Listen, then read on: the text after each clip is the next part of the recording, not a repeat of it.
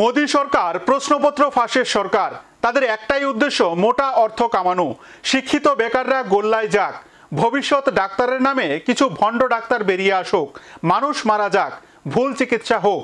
যারা সত্যিকার অর্থে স্থান অধিকার করার কথা ছিল তাদেরকে পেছনে ঠেলে দিয়ে যারা টাকা দিতে পেরেছে ও যারা প্রশ্নপত্র পেয়েছে তারা বিশাল নাম্বার পেয়েছে।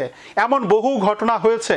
আগরতলায় প্রদেশ কংগ্রেস আয়োজিত প্রতিবাদ বিক্ষোভ কর্মসূচিতে অংশ নিয়ে প্রশ্নপত্র ফাঁস ইস্যুতে এভাবেই কেন্দ্রীয় সরকারের তীব্র সমালোচনা করলেন কংগ্রেস বিধায়ক সুদীপ রায় বর্মন। সর্বভারতীয় স্তরের পরীক্ষায় একের পর এক দুর্নীতি প্রকাশ হতেই গোটা দেশ জুড়ে যেন এখন উত্তাল।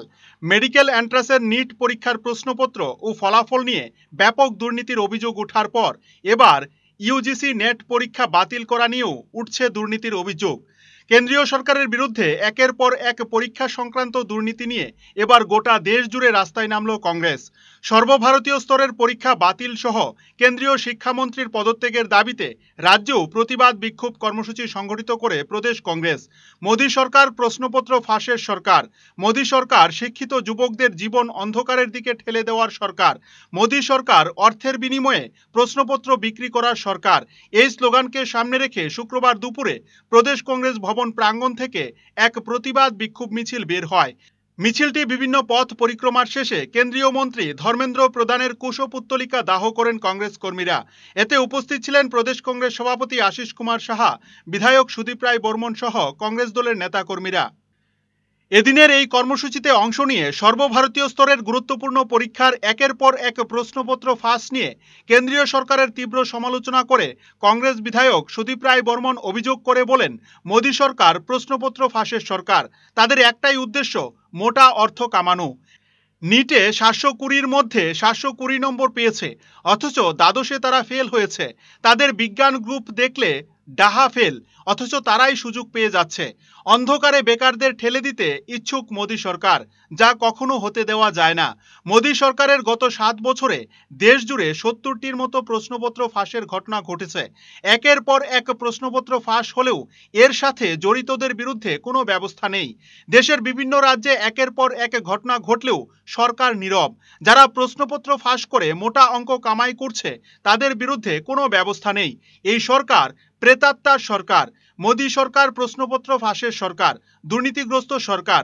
তাই কংগ্রেস দল দাবি করছে অবিলম্বে কেন্দ্রীয় শিক্ষামন্ত্রীকে পদত্যাগ করতে হবে এবং পরীক্ষার সম্পূর্ণ প্রক্রিয়া বাতিল করে নতুনভাবে পরীক্ষার মাধ্যমে মেধাবীদের সুযোগ করে দেওয়া।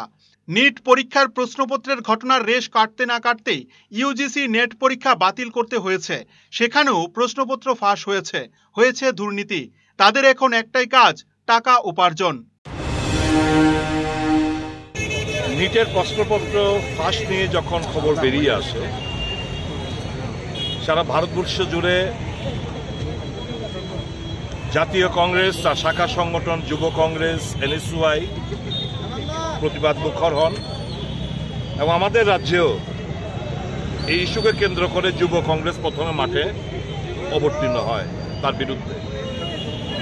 অ্যাকচুয়ালি মোদী সরকার এটা হচ্ছে প্রশ্নপত্র ফাঁসের সরকার। তাদের একটা উদ্দেশ্য মোটা অর্থ কামাতে হবে। শিক্ষিত বেকাররা গোল্লায় যাক,